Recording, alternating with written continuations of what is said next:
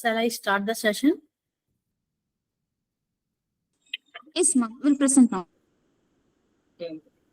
So human values. Basic human values refer to the values which are at the core of being human. The values which are considered basic internal values in humans include truth, honesty, loyalty, love, peace, etc. Because they bring out the fundamental goodness of human beings and society of large. Basic some importance of human values, just like provides understanding of the attitudes, motivation, and behaviors, influences our perception of the world around us, represents interpretation of right and wrong, provides a way to understand humans and organization. It's a basic thing that values are things that an individual believes to be intrinsically worthwhile or desirable, that are prized for themselves. It's a basic common things. The five human values which are expected in all human beings, irrespective of whether they are employees or not in whichever profession or service are. First and foremost, that is right conduct. Contains values like self-help skills, modesty, self-reliance, hygiene, etc.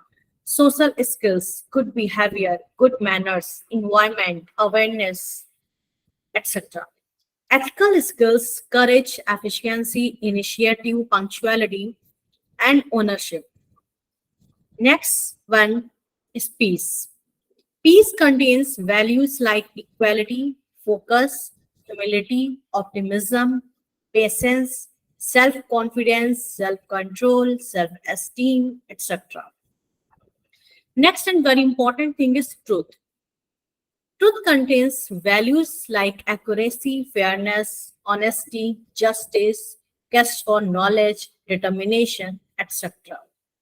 Peaceful coexistence contains values like psychological compassion, consideration, morality, forgiveness, etc. And social, that is brotherhood, equality, perseverance, respect for others, environmental awareness, etc. And very important point is discipline. Discipline contains values like regulation, direction, order, etc.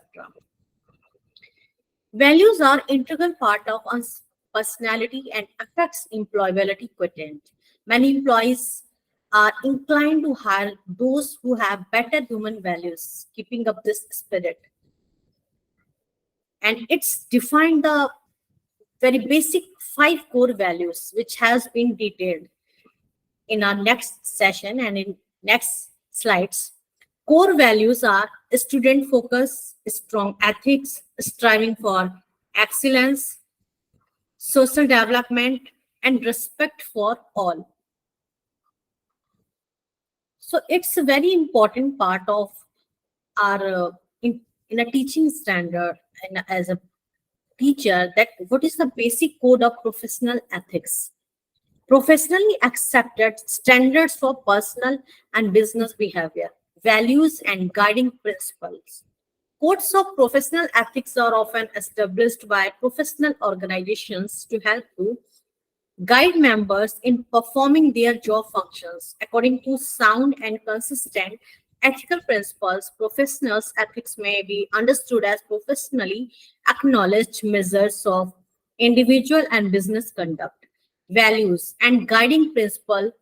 Professional ethics is nothing but a code of conduct applicable to different professions and is set up by the expert members of such profession or professional organizations. The ethical conduct and some of the important components of professional ethics the professional organizations necessarily include in their code of conduct are integrity, honesty, transparency, respectfulness towards the job, confidentiality, objectivity, etc. So why we need this professional ethics? What is the importance of professional ethics? Professional ethics are accepted standards of personal and business behavior. Values and guiding principles. Codes of professional ethics are established by professional organizations to help to guide members in performing their job functions. According to sound and consistent ethical principles, professional ethics is set up by the expert members of such profession or professional organizations. The underlying philosophy of having professional ethics is to make the persons performing in such jobs to follow the sound, uniform ethical conduct. Professional organizations necessarily include components like integrity, honesty, transparency, respectfulness towards the job. So, confidentiality, objective, etc. in their code of conduct. What is the main and basic teachers and their responsibilities? Whenever adopts teaching as a profession, assumes the obligation to conduct himself, herself in accordance with the ideal of the profession. A teacher or professor is constantly under the scrutiny of his or her students and the society at large. Therefore, every teacher should see that there is no incompatibility between his percepts and practice. The national ideals of education, which have already been set forth and which he or she should seek to inculcate among students, must be his or her own ideals. The profession further uh, requires that the teacher should be calm, patient, and communicative by temperament and available in disposition. Teachers should adhere to a responsible pattern of conduct and demeanor expected of them by the community. Manage their private affairs in a manner consistent with the dignity of the profession. Seek to make professional growth continuous through study and research. Express free and frank opinion by participation of professional meetings, seminars, conferences, etc. towards the contribution of knowledge. Maintain active membership of professional organizations and strive to improve education and profession through them. Perform their duties in the form of teaching, tutorial, practical, seminar, and research work consistently and with dedication. Cooperate and assist in carrying out functions relating to the educational responsibilities of the college and the university, such as assisting in appraising applications for admission, advising and counseling students, as well as assisting the conduct of university and college examinations, including supervision, invigilation, and evaluation, and participate in extensive co-curricular and extracurricular activities, including community service. Teachers and the students. What is the relation between the teacher and the students, and what's the behavior between the teachers and the students? The teacher should respect the right and dignity of the student in expressing his or her opinion. Deal justify and impartially with students regardless of their religion, caste, political, economic, social, and physical characteristics. Reorganize the difference in aptitude and capabilities among students and strive to meet their individual needs. Encourage students to improve their attainments, develop their personalities, and at the same time contribute to community welfare. Be affectionate to the students and not behave in a vindictive manner towards any of them for any reason. Pay attention to only the attainment of the student in the assessment of merit. Make themselves available to the students even beyond their class hours and help and guide students without any remuneration or reward. Aid students to develop an understanding of our national heritage and national goals, and refrain from inciting students against their students, colleagues, or administration. Teacher and colleagues. Teachers should treat other members of the profession in the same manner as they themselves wish to be treated. Speak respectfully of other teachers and render assistance for professional betterment. Refrain from lodging unsubstantiated allegations against colleagues to higher authorities, and refrain from allowing considerations of caste, creed, religion, race, or sex in their professional endeavor. Teachers and authorities. Teachers should discharge their professional responsibilities according to the existing rules and adhere to procedures and methods consistent with their profession in initiating steps through their own institutional bodies and professional organizations for change of any such rule detrimental to the professional interest. Refrain from undertaking any other employment and commitment, including private tuitions and coaching classes, which are likely to interfere with their professional responsibilities. Cooperate in the formulation of policies of the institution by accepting various offices and discharge responsibilities which such offices may demand. Cooperate through their organizations in the formulation of policies of the other institutions and accept offices. Cooperate with the authorities for the betterment of the institutions, keeping in view the interest and conformity and dignity of the profession. Should adhere to the conditions of contract. Give and expect due notice before a change of position is made, and refrain from availing themselves of leave except in unavoidable grounds and as far as practicable with prior intimation, keeping in view their particular responsibility for completion of academic schedule. Teachers and non-teaching staff. Teachers should treat the non-teaching staff as colleagues and equal partners in a cooperative undertaking within every educational institution. Teachers should help in the function in joint staff councils covering both teachers and the non-teaching staff. What is the exact relation between the teachers and guardians? If we, according to ethics, according to ethical values, try to see through teachers, bodies, and organizations that institutions maintain contact with the guardians. Their students send reports of their performance to the guardians whenever necessary and meet the guardians in meetings convened for the purpose for mutual exchange of ideas and her the benefit of the institution. Teachers and society. Recognize that education is a public service and strive to keep the public informed of the educational programs which are being provided. Work to improve education in the community and strengthen the community's moral and intellectual life. Be aware and social problems and take part in such activities as would be conductive in the progress of society and hence the country as a whole. Perform the duties of citizenship, participate in community activities, and shoulder responsibilities of public offices.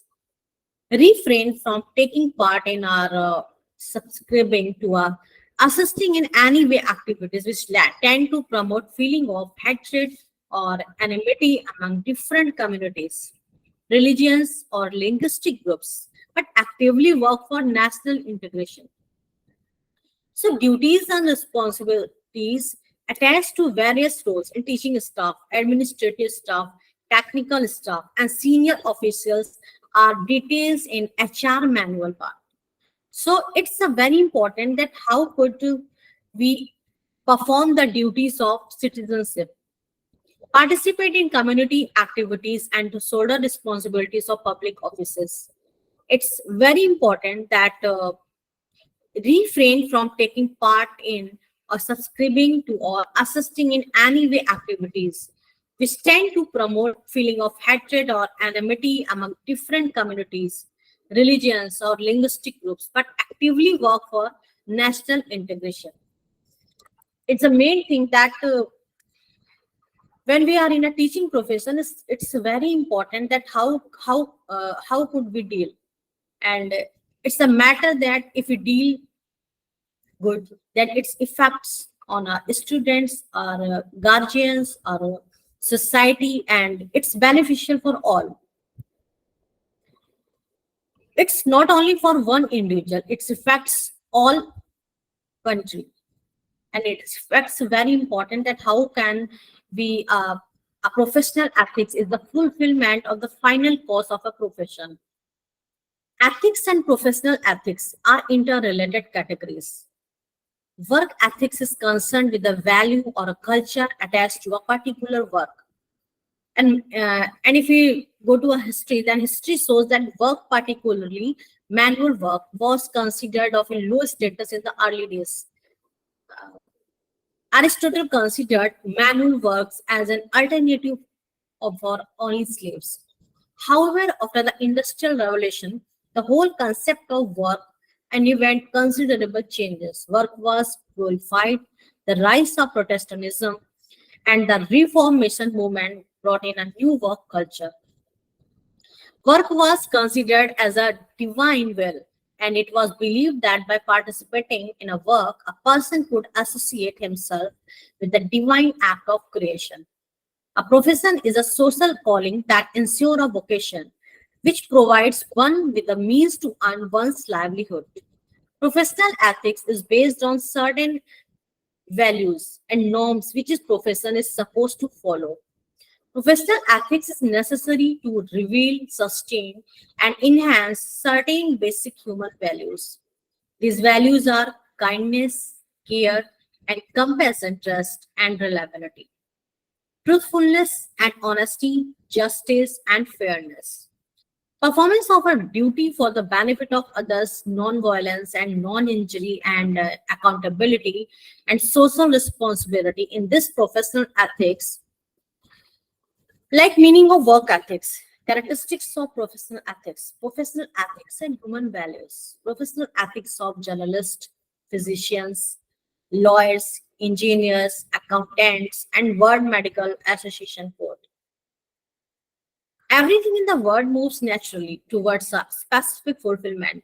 Now, the various causes that determine an event, the final cause, is the most decisive. Development of anything is not accidental or absurd. It is guided in a certain direction from within by its nature, structure, and purpose. A profession has its specific fulfillment and final cause. The teleology of a profession is guided in a certain direction according to its purpose. The fundamental purpose of a profession is to help the mankind in a certain way, and that assistance will be several times more useful and meaningful if the profession is ethically grounded. So, the professional codes or ethics of professions like journalism, medicine, engineering, accountancy, and law have also been led. And before we talk about the ethics, that we also know the meaning of the work ethics. All professional ethics involve work ethics, but all works ethics may not involve professional ethics. The two concepts are interdependent in nature. Work ethics relates to certain norms and set of values that a worker considers as essential in his view while doing a work. All this then becomes the basis of future culture or work culture. Work ethics puts to the forefront the moral benefits and compelling virtues in all the professions and vocations that people choose voluntarily as those are ordained by God. This work ethics becomes a part and parcel of culture and character. Uh, One Latin saying that to labor is to train.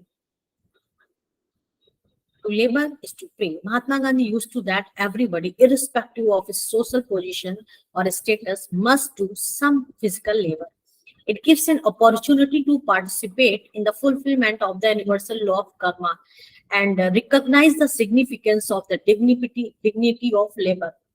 In fact, labor is the creator of value, and it's through work that an individual participates the divine act of creation. Work is also a means of personal realization.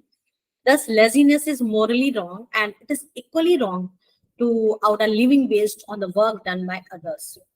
However, there must be a philosophy behind work apart from it being a source of livelihood. This philosophy is called work ethics. The suggests that many persons suggest that humility and love works should be based on ability and should involve honesty, integrity, and accountability. The Bhagavad Gita advises everybody to perform his duty given by God in a dispassionate manner. without being inquisitive about the fruits of labor, the work ethics propounded by the Bhagavad Gita. Work as a yoga and is a type of meditation known as the karma. Yoga is defined as a skill in the performance of any work or duty. Work ethics analyzed hard work and diligence. So, however, hard work is not always looked with favor. For instance, Aristotle believed that hard manual labor dulls and detract the mind. So, according to him, manual labor is fit for people without mind and is slaves. To him, a person with leisure is a more honorable person and should be given a position in the government. Such a person can be a thinker. To the Greek philosophers, a life of uh, contemplation is more adorable than a life of action and work. So work ethics was not a popular term. Workers preferred more leisure than work, and even by raising wages, labor supply could not be increased. This is substanced by the curve of labor, and there is a conspicuous by its absence in the middle period. The reformation was important from the point of view of the development of work ethics and culture that could be helpful for the development of capitalism. Actively associated themselves with business and industries and encouraged the development of work ethics. New work ethics is spread from Europe to America through English, and since the 18th century and to the 20th century, work ethics became a part of the new work culture in the wake of capitalism. However, keeping alive the capitalism and its impact on the working class, intellectual people came to realize that behind the facade of a capitalist insistence on work ethics in the name of efficiency, regularity, honest, and so forth, there is an motive of spreading authority and developing the spirit of blind submission by workers to the capitalist system of control and management. It is observed that more or better work may not be a better alternative unless there is a system of reward and incentive. This is often absent in the case of manual and unskilled workers. The philosophy of race to the bottom practices during the period of globalization is in fact designed to work against these workers in the matter of wage payments. The philosophy of work ethics is, however, more popular among professional workers, including doctors, professors, engineers, accountants, as they get positive returns out of that, and corporate governance promotes this type of work culture. If we talk about the professional ethics to start off, it is imperative to make clear the meaning of profession.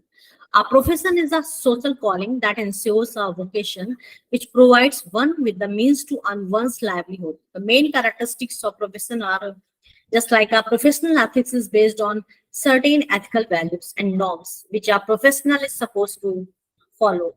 A profession is a specialized calling that needs skill, commitment, special knowledge, dedication, dignity. A profession is based on expertise and special capabilities. A professional person has to take oath to his expected social duties and ideal behavior at the time of entering into a profession as a doctor, engineer, teacher, and so on. Oath is the acknowledgement and the promise to observe certain ethical standards for these public services and do the duties in the spirit of service and sacrifice. It's very important that what is the main role of professional ethics. Professional head, heart, and mind. Through this, we connect to others, serving the people, all stakeholders with passion, dedication, and love. So, professionalism helps to connect students. It's a very important part that how can we connect with students. A profession is above and beyond any monetary gain or temptation. It has a mission to serve the society. The purpose of a profession is to serve and to exploit others in the name of fees. The fees should be low as possible. Charging of too much of fees by a professional to trivialize the noble profession. A profession is meant to provide some public services and has some social responsibilities. There are three types of social responsibilities: responsibility toward the community, responsibility towards the profession, and responsibility towards the client or the victim. So, professional ethics and human values. Professional ethics is necessary to reveal, sustain, and enhance certain basic human values. These values are kindness, care, and compassion, trust and reliability, truthfulness and honesty, justice and fairness, performance of a duty for the benefit of others, non-violence and non-injury, and accountability and social responsibility. There are three types of human values are embedded in a profession. Human values on which the profession is based, and the professional values which is a person is expected to respect and observe. The impact of professional values and actions on the values of the client, recipient, or the victim. Professional values and socio-cultural values. So, all these three values are interactive in nature. The outcome of such interactions may be positive in the sense that they reinforce one another, go in the same direction, and enhance the social and ethical values. This may be called as cooperative interactions.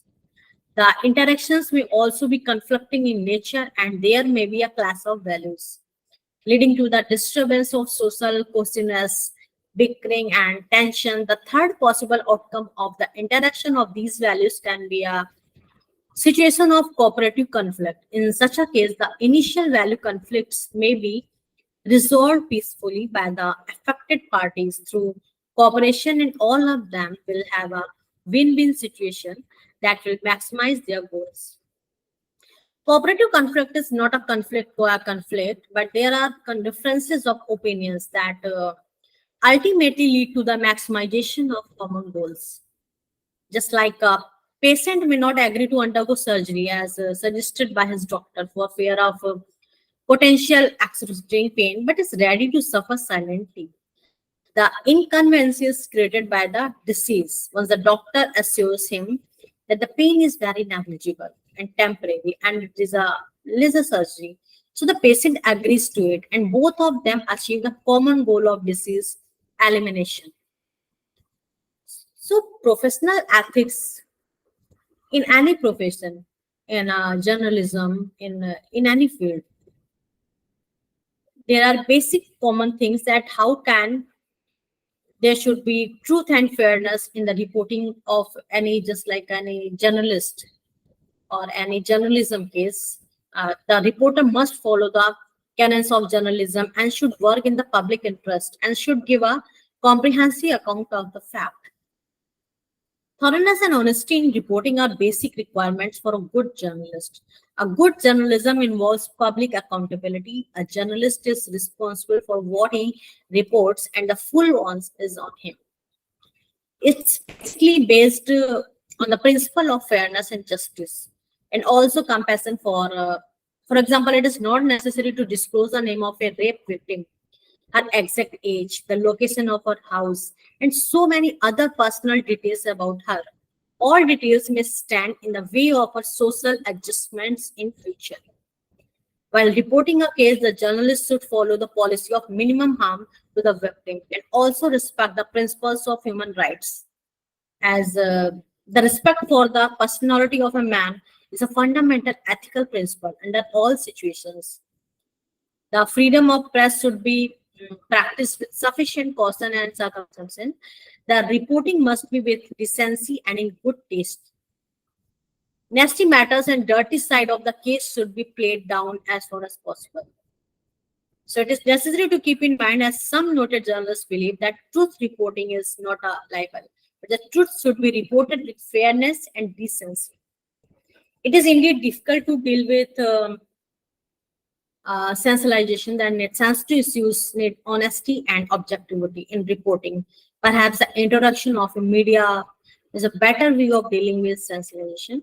So it's very important that journalists should follow many things, that always question sources, motives before promising, and clarify conditions, attached to any promise made in exchange for information. Keep promises. Make certain that headlines, news, teasers, and promotional material, photos, video, audio, graphics, sound bites, and quotations do not misrepresent. They should not oversimplify or highlight incidents out of context. Never distort the content of news photos or video. Image enhancement for technical clarity is always permissible. Label markers and photo illustrations. So test the accuracy of information from all sources and exercise care to avoid inevident error, just like deliberate distortion is never permissible. So very important that how can we avoid misleading reenactments or stages news events. If reenactment is necessary to tell a story and level it, and never plagiarize. It's very important that perform the duties of citizenship, participate in community activities, and shoulder responsibilities of public offices. Refrain from taking part in and subscribing to or assisting in any way activities which tend to promote feeling of hatred or enmity among different communities, religions, or linguistic groups, but actively work on national integration. It's very important that we never used anything or any part that it's uh, it's avoid undercover or other selections methods of gathering information except when traditional open methods and not yield information vital to the public. Use of such methods should be explained as part of the story. And it's also very important that never plagiarize. According to ethics, it's also very important that never plagiarize because if we plagiarize, then it's very common and we set and present anything that it's original. Examine their own cultural values and avoid imposing those values on others. Avoid stereotyping by race, gender, race, age, religion, ethnicity, geography, sexual orientation, disability, physical appearance, or social status. Support the open exchange of views, even views defined opinion. So give voice to the voiceless. Official and unofficial sources of information can be equally valid. Distinguish between advocacy and news reporting analysis and commentary should be labeled and not misrepresent fact or context. So there are some professional ethics for mm, medical ethics and values in medical ethics and it's ethics for engineers and for teachers and general principles. Just like the codes of engineering ethics identify specific precedents with respect to the engineer's consideration for the public clients, employers, and the profession. Many engineering professional societies have prepared codes of ethics. Some go back to the early decades of the 20th century. These have been incorporated to a greater or lesser degree into the regulatory laws of several jurisdictions. So while these statements of general principles served as a guide, engineers still require sound judgment to interpret of how the code would apply to specific circumstances. The general principles of the codes of ethics are largely similar across the various engineering societies. So perform services only in areas of their competence and shall issue public statements only in an objective and truthful manner. Act in professional matters for each employer or client as faithful agents or trustees and shall avoid conflicts of interest. Build their professional reputation on the merit of their services and shall not compete unfairly with others. Shall act in such a manner so as to uphold and enhance the honor, integrity, and dignity of the engineering profession, and shall act with zero tolerance for bribery, fraud, and corruption. continue their professional development throughout their careers, and self-provide opportunities for the professional development of those under their supervision. There are some common professional engineers and their society of professional engineers. So, in the fulfillment of their professional duties, shall hold paramount of safety, health, and welfare of the public.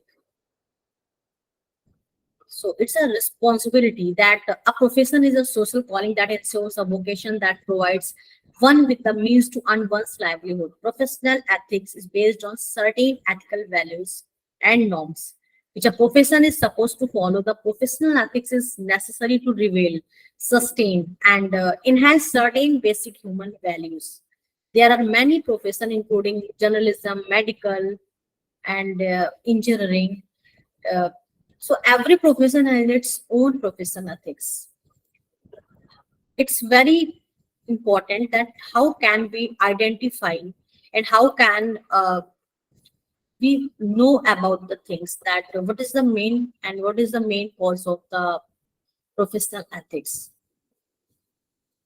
Similarly, when we talk about the teachers and guardians and the teachers and society, recognize that education is a public service and strive to keep the public informed of the educational programs which are being provided. Work to improve education in the community and strengthen the community's moral and intellectual life.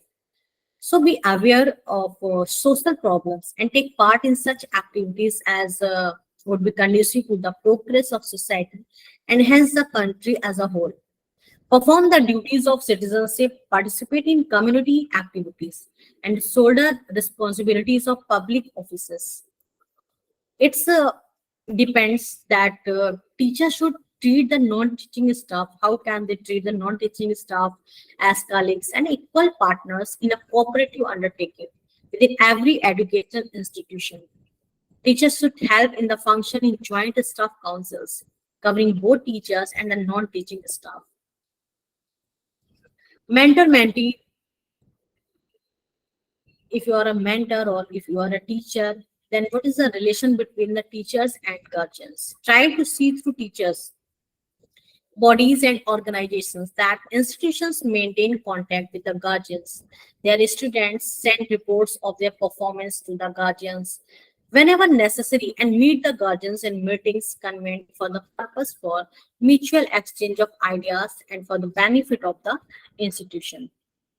So it's very important part that how can we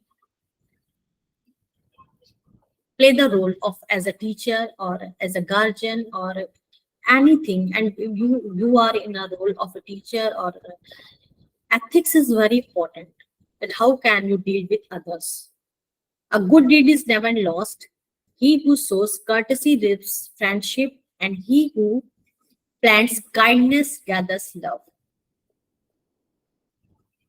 Keep steadily before you the fact that all true success depends at last upon yourself. So it's basic things that what is the main things. If you are a teacher, if you are a lawyer, or if you are in any profession, it's very important that how can you deal with others. Think positive, and if we are in we follow the ethic, then it's very important that how can we play the role of any profession and in any field, its ethical responsibilities clear cut and spelled out.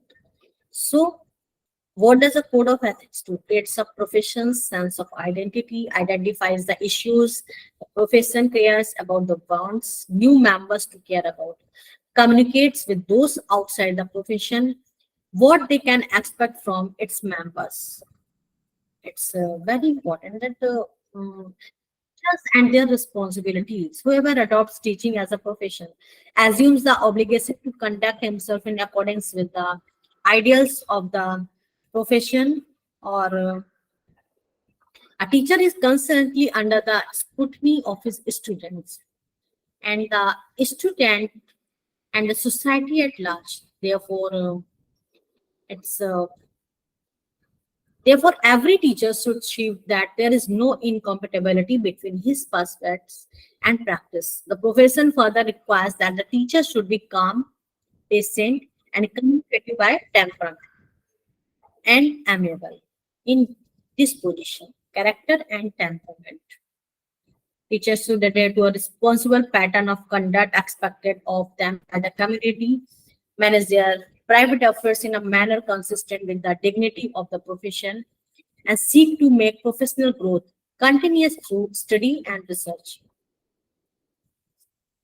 Respect the right and dignity, deal justify and impartially with students regardless of their religion, caste, political, economic, and social and physical characteristics. So it's a it's a matter that how can pay attention to only the attainment of the students in the assessment of merit and make themselves available to the students even beyond their class hours and help and guide students without any remuneration or reward. Add students to develop an understanding of our national heritage and national goals, refrain from inciting students against other students, colleagues, or administration. Refrain from lodging unsubstantiated, unconfirmed allegations against colleagues to higher authorities. Refrain from following considerations of caste, creed, religion, race, or sex in their professional endeavor. So teachers should treat other members of the profession in the same manner as they themselves wish to be treated. Speak respectfully of other teachers and render assistance for professional betterment. Similarly, cooperate in the formulation of policies in the institution by accepting various offices and discharge responsibilities by which such offices may demand. So cooperate through their organizations in the formulation of policies of the other institutions and accept offices.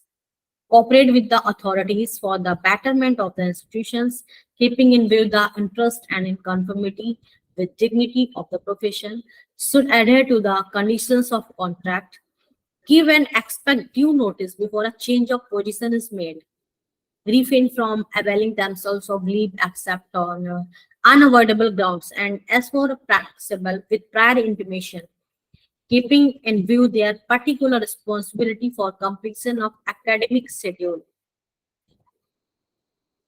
Uh, we always think that teachers should recognize that education is a public service and strive to keep the public informed of the educational programs which are being provided. It's try to see through teachers, bodies, and organizations that institutions maintain contact with the guardians of their students, send reports of their performance to the guardians whenever necessary, and meet the guardians in the meetings convened for the purpose for mutual exchange of ideas and for the benefit of the institutions. So it's difficult to be a teacher, professional head, heart, and hand, serving the people, all stakeholders with passion, dedication, and love. And professionalism helps to connect the students beyond classrooms. It's a code of professional ethics for teachers, guide, friend, philosopher, mentor, parent, counselor, and facilitator. So, how can we do our responsibility and better perform in our roles? Just like if we perform any role, then it's our responsibility. Then how can we better do this role? Suppose you watch a movie, and movie is a very important that how can we watch it? Your perception is what? And if main character is not playing their role in a very different role, then how can you enjoy the movie? If you watch the movie only for uh, just like if you watch the movie and it's very important that main lead is in a what code? A code of ethics or professional code of ethics is usually a set of general guidelines or values just like a rule explicitly prohibiting accepting or offering bribes. S- Uh, it's a it's a common phenomena that how can you identify and it's a guide of principles designed to help professionals conduct business honestly and with integrity. The mission and values of the business or organization, how professionals are supposed to approach problems, the ethical principles based on the organization's core values, and the standards to which the professionals is held. Many encompasses areas such as business ethics, a code of professional practice, and an employee code of conduct. So, a code of ethics set out an organization's ethical guidelines and best practices to follow for honesty, integrity, and professionalism. For members of an organization, violating the code of ethics can result in sanctions, including terminations. In some institutes or industries, including banking and finance, specific law on business conduct. In others, a code of ethics may be voluntarily adopted. So the main types of codes of ethics include a compliance-based code of ethics, a value-based code of ethics, and a code of ethics among professionals. A focus on climate change has become integral part of the company's code of ethics, detailing their commitment to sustainability. So a set of rules and principles designed to encourage ethical conduct among a group of professionals refers to how ethical principles guide a business operations. Common issues that fall under the umbrella of business ethics include employer-employee relations, discrimination, environmental issues, and while many laws exist to set basic ethical standards within the business community, it is largely dependent upon a business leadership to develop a code of ethics. Both uh, business and trade organizations typically have some sort of code of ethics that their employees or members are supposed to follow. Breaking the code of ethics can result in termination or dismissal from the organization. A code of ethics is important because it clearly lays out the rules for behavior and provides a groundwork for a preemptive warning. While a code of ethics is often not required, many firms and organizations choose to adopt one, which helps to identify and characterize our business to stakeholders. Given the importance of climate change and how human behavior has led to severely impacting the climate, many organizations have taken to include climate factors in their code of ethics. These principles include manners in which the company is dedicated to operating sustainably or how they will shift to doing so. In many cases, that this commitment to sustainability adds to the cost of a company, but because consumers are becoming more focused on the types of businesses they choose to engage with, it is often worth the cost to maintain a good public image. Regardless of size, businesses count on their management staff to set a standard of ethical conduct for other employees to follow. So when administrators adhere to the code of ethics, it sends a message that universal compliance is expected of every employee. Value-based code of ethics. A value-based code of ethics addresses a company's core value system. It may outline as they relate to the larger public good and the environment. Value-based ethical codes may require a greater degree of self-regulation than compliance-based codes. Some codes of conduct contain language that addresses both compliance and values. For example, a grocery store chain might create a code of conduct that espouses the company's commitment to health and safety regulations above financial gain. The grocery chain might also include a statement about refusing to contact with that feed hormones to livestock or raise animals in living conditions. So, code of ethics in different professions. Certain professions such as accountants, financial advisors, and the code of ethics versus code of conduct. Both are different. That what is code of ethics and what is code of conduct. So, how to create a code of ethics? Organizations create code of ethics in order to eliminate unacceptable or immoral behavior from their members. These are typically structured around existing ethical issues within their institutes. So the first step is for the organization to identify its priorities, as well as any ethical issues that it wishes to avoid. For example, an organization want to avoid having conflicts of interest because of previous scandals in which employees acted against the interest of the company or clients. As a result, their code of ethics might prohibit certain inappropriate relationships or prohibit employees from any appearance of a conflict of interest. Many firms and organizations have adopted a code of ethics. One good example comes from uh, one institute, that the grantor of the Chartered Financial Analysis designation and the creator of the exam. So, among the most respected and globally recognized financial professionals, yeah, and mention is in their website that members of the CF Institute or any institute that include charter holders and candidates for the designation must adhere to the following code of ethics.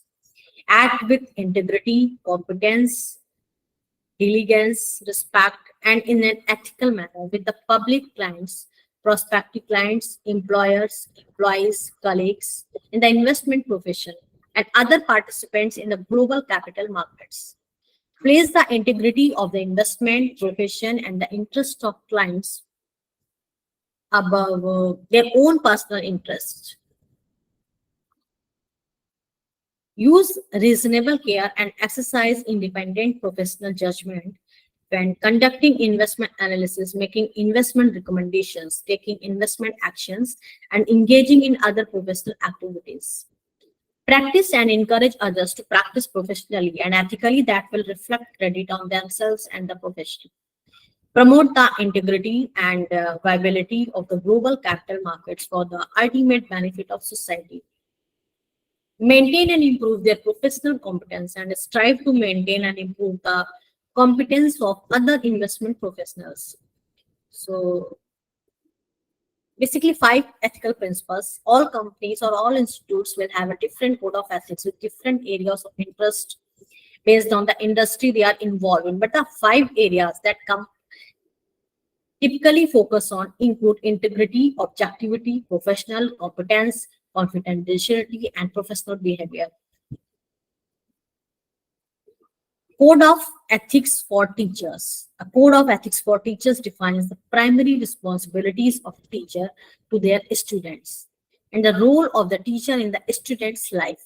Teachers are required to show impartiality, integrity, and ethical behavior in the classroom.